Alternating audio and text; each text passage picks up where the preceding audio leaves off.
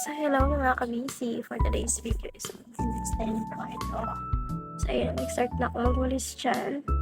Nakikita nyo naman. Kung hindi nyo makita, pumunta na kayo sa EO. Oo. So, ayan guys. Nagwalis na walis lang tayo dyan. Ano tayo? So, ayan.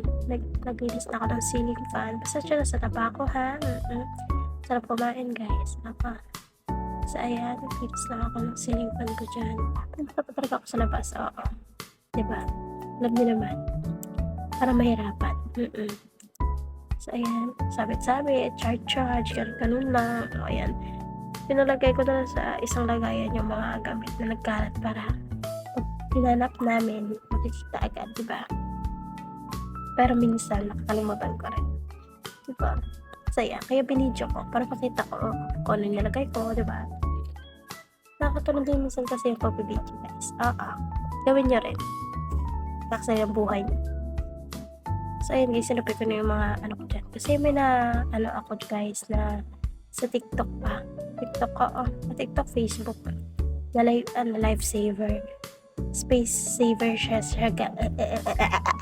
Hindi ba nagkagulo-gulo na? Space saver siya guys. Hindi talaga ako maalam sa voice record. Ewan ko pa.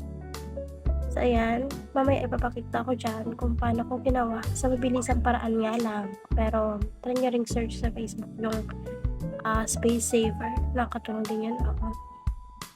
So, ayan guys. Nagtupi lang ako dyan. Tapos na.